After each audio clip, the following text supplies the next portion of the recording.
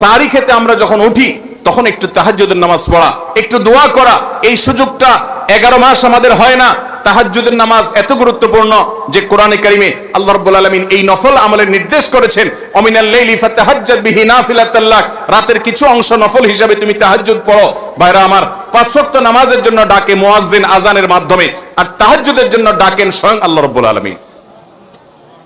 আমরা সবাই হাদিস জানি, নবী করিম সাল্লাল্লাহু আলাইহি সাল্লাম বলেছেন যে রাতের শেষ প্রহর যখন হয়, আল্লাহ দুনিয়ার আসমানে এসে ডেকে ডেকে বান্দাদেরকে বলেন, আলা মিন মুস্তাগফিরিন ফাগফিরাল্লাহ, আছো যে তোমরা কেউ ক্ষমা চাইবা, আমি ক্ষমা করব। অফার নিয়ে আল্লাহ নিজে ডাকেন, আল্লাহ নিজে আহ্বান করেন।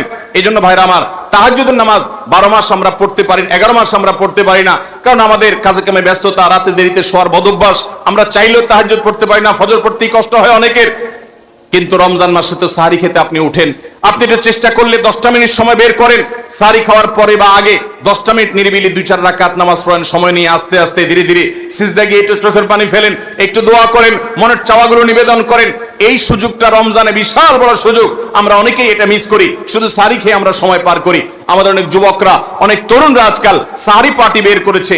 ভোর রাতে যখন দোয়া কবুল হয়, এই সময়টাতে কপাল পোড়ারা রেস্টুরেন্টে গিয়ে সাহরি পার্টি করে, আনন্দ উৎসব করে, ফুর্তি করে। এটা কোনো এনজয় করার সময় নয়, এটা কাদার সময়, এটা সেজদা পড়ার সময়, এটা রেস্টুরেন্টে যাওয়ার সময় নয়, এটা আলো ঝলমলে কোনো রেস্টুরেন্টে বসার সময় নয়, এটা আলো আধারিতে আল্লাহর কাছে, রবের কাছে ফরিয়াদ করার সময়। আল্লাহ আমাদেরকে বুঝার তৌফিক দান করুন।